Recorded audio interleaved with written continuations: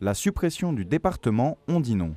Mardi 14 novembre, une première réunion publique de sensibilisation était organisée à Choisy-le-Roi.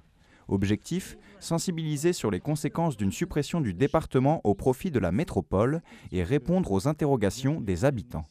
Les bienfaits de la décentralisation, c'était le rapprochement.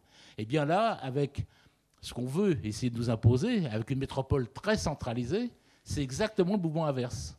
C'est une recentralisation. Et du même coup aussi, forcément, un éloignement.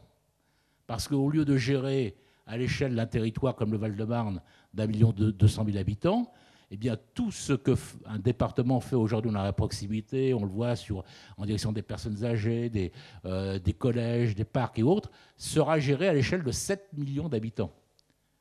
Et donc avec une structure qui sera forcément plus lointaine, plus difficile à interpeller, moins réactive, et au passage certainement aussi avec des économies budgétaires pour réduire la dépense publique.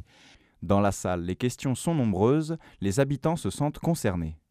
On aura des strates qui seront tellement éloignées, même s'il y a le Grand Paris, le Paris Express, de fait, on n'aura plus accès à la décision. On voudrait savoir où on va, parce que derrière des comités d'agglomération, derrière des EPIC ou derrière des EPT, il y a des agents qui travaillent, donc, qui sont des citoyens, et qui aimeraient bien savoir sur leur avenir. Moi, je suis très inquiet. Quelles seront demain les possibilités pour les populations, pour les citoyens de se faire entendre de ces gens, de ce technocrate, comme tu dis si bien.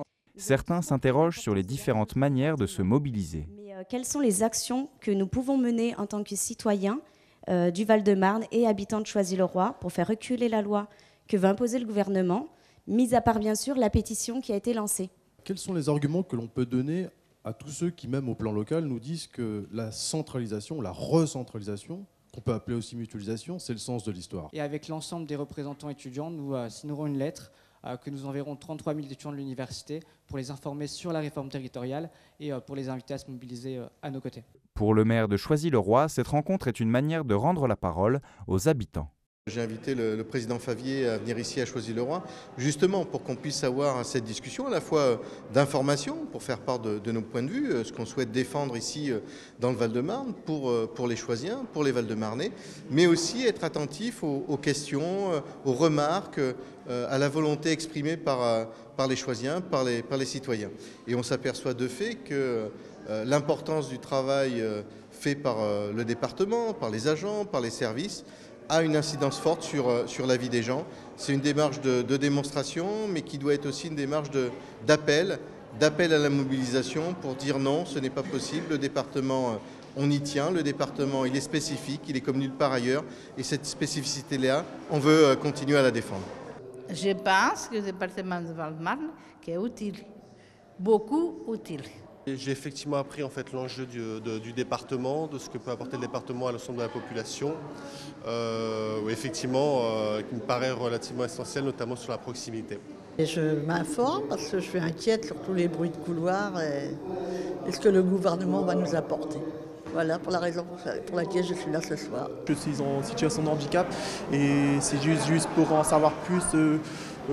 Est-ce que mes droits seront supprimés concernant les transports? Et là, pour l'instant, il n'y a rien d'officiel. Et c'est juste que je m'en inquiète. En tant qu'étudiant, on a déjà du mal à financer nos études et à boucler le budget chaque mois. Et donc là, quand on voit que l'ensemble des politiques volontaristes du département en faveur de l'amélioration de nos conditions de vie et d'études sont en danger. Je suis père de famille, j'ai des enfants qui sont à l'université, au collège.